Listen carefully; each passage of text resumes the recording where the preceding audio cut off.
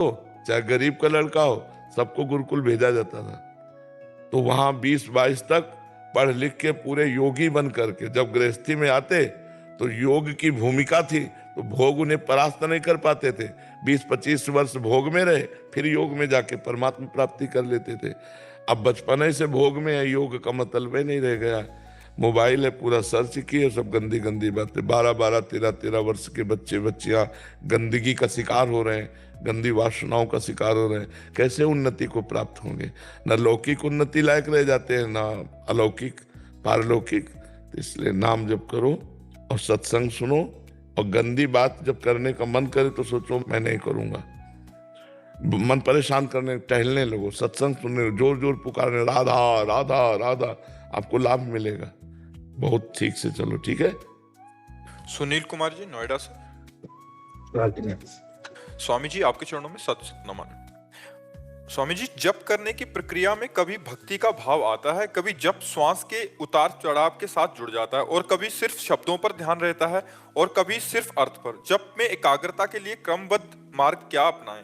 मार्गदर्शन। जैसे चल रहे हो ठीक चल रहे हो, आगे खुद एकाग्र हो जाओगे। अभी इसे करते रहो, जैसे चल रहा है ना। किसका प्रश्न है? जैसे चल रहे हो ठीक चल रहे हो, इसी में लगो। चाहे अर्थ का ध्यान करो, चाहे मंत्र का ध्यान करो, चाहे नाम का ध्यान करो, या कभी विषयों में भी मन चला जाए, तो नए साधक की यही स्थिति रहती है। जब गाढ़ स्थिति हो जाएगी तो बात अलग हो जाएगी। जैसे चींटा गीले गुड़ में फंस जाए ना, तो सिर्फ मरेगा और कुछ नहीं।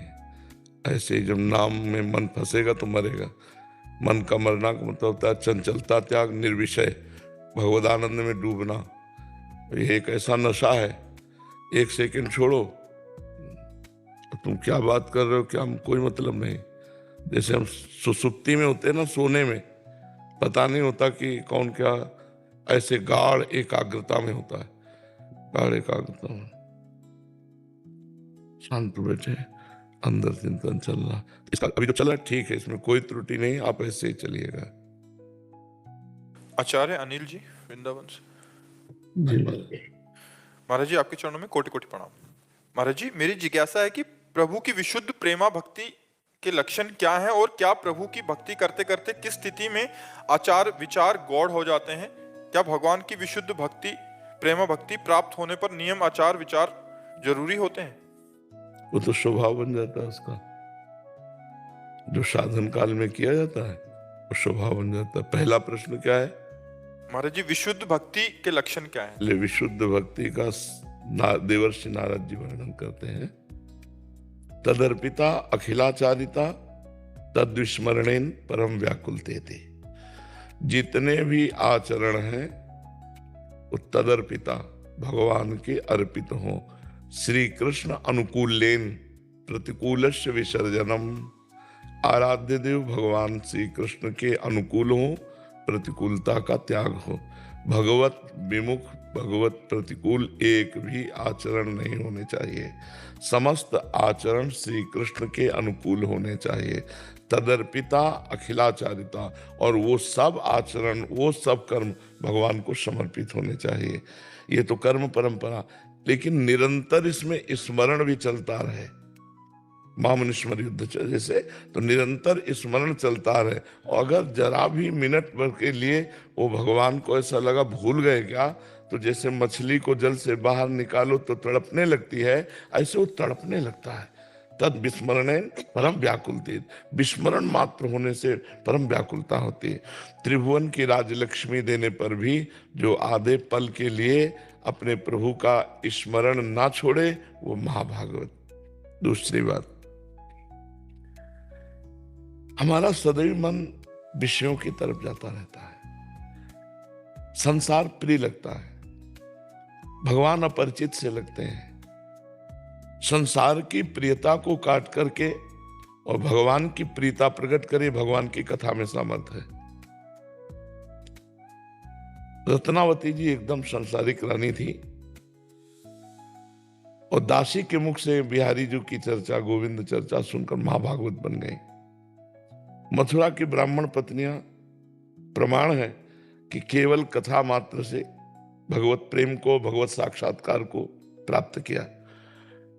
पहला है अपने समस्त कर्म भगवान श्री कृष्ण के अनुकूल हो, प्रतिकूलता का त्याग हो।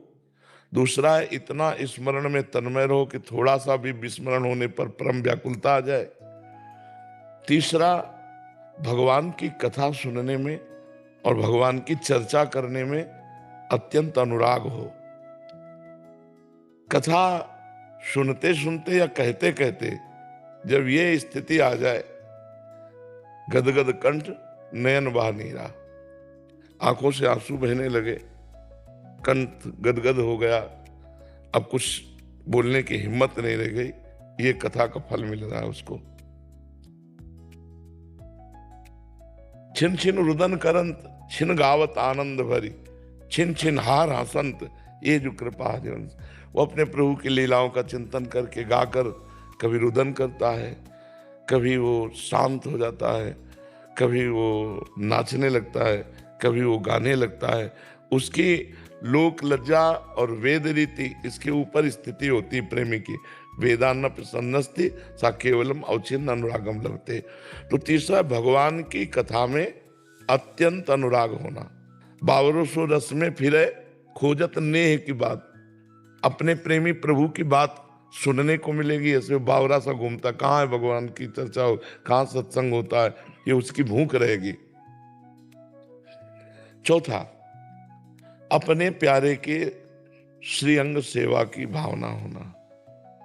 प्रेम प्राप्त करने के लिए अपने प्रभु के श्रीअंग से, तो हम प्रभु की प्रतिमा विराजमान करें या प्रभु की छवि विराजमान करें, और मंगला से लेकर शयन तक हमसे जितना बन सके हम प्रभु की सेवा करें। बिना भोग लगाए पानी भी न पिए। भगवान को, अपने इष्ट को जो भोग लगाए वही पावे। पांचवी बात, अपने प्रीतम के जो लीला विहार स्थलियां हैं, बड़े भाग्यशाली हैं जो उनमें वास करने को पाते हैं, और जिनको वास करने का सौभाग्य नहीं मिला वो उसका रोज चिंतन करें। जैसे वृंदावन की परिक्रमा, बिहारी जी के दर्शन, सत्संग, तो ये सब दिमाग में भर ले जाए और बाहर इसका चिंतन करे। वृंदावन रोज आवे भावना से, रोज वृंदावन की परिक्रमा लगावे, रोज वृंदावन के संतों का दर्शन करे, बिहारी जी के दर्शन करे, यमुना जी का दर्शन करे। तो धाम चिंतन, लीला स्थलियों का चिंतन, ये उसके हृदय में प्रेम अंकुरण उदय करता है।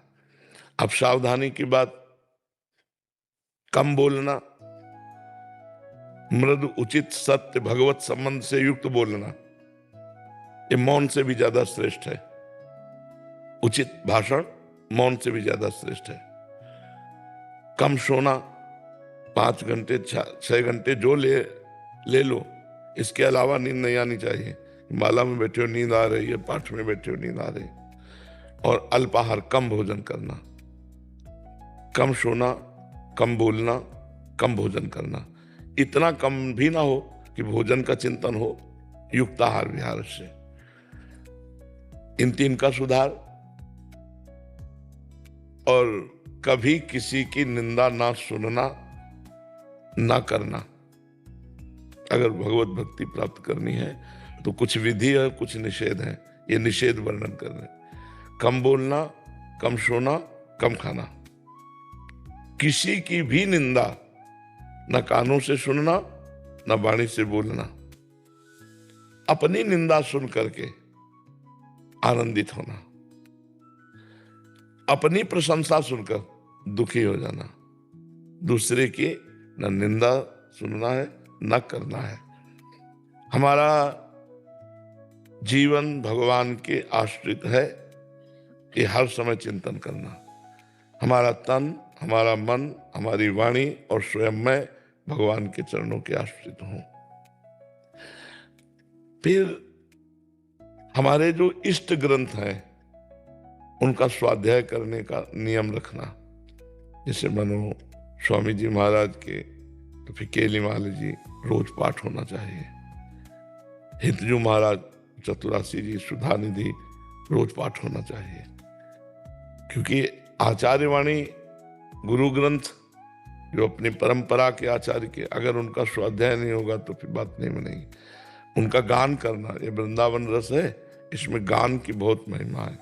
पदों का गायन करना, मंजीरा नहीं आता तो ताली से गाते हुए प्रभु के जो पद हैं लीला विहार के वो गाए। और 24 घंटे में रात्रि में सोते समय अपनी दिनचर्या को प्रातःकाल से लेकर के जांचे कि प्रभु के विरुद्ध क्या भाषण हुआ, क्या दर्शन हुआ और क्या आचरण हुआ, और फिर उस त्रुटि को लिखे अपनी डायरी में और उस पर ध्यान दे कि ये गलती नहीं होनी चाहिए। फिर हो जाए तो फिर हम प्रायश्चित लें कि वे एक दिन भोजन नहीं पाएंगे, 2 परिक्रमा वृंदावन की लगाएंगे। इस गलती की वजह से आपका जीवन पूरा भक्त में आ जाए। और जो बाह्य लक्षण तो इसमें कोई मान्यता नहीं रखते, वो तो नाटक में भी किए जाते हैं। आंतरिक लक्षण भक्त का प्रकट होता है कि विरह कमंडल कर लिए बैरागी 2 नयन, मांगत दरस मधुकरी छके रहत दिन नयन। अंदर से ऐसा विराग्नि पैदा हो गई कि संसार अच्छा नहीं लगता है, नेत्र कहीं टिक नहीं रहे, मन जो है वो व्याकुल है, कब देखूं, दरस बिन दुख न लागे नैन, जब से तुम बिछुरे पिए प्यारे कबो न पायो चैन, दरस बिन दुख न लागे। विरह कमंडल कर लिए बैरागी 2 नयन, मांगत दरस मधुकरी छके रहत दिन नयन। रूप छके घूमत रहे, तनको तनिक न भान, नारायण दृग जल बहे, यह प्रेम पहचान।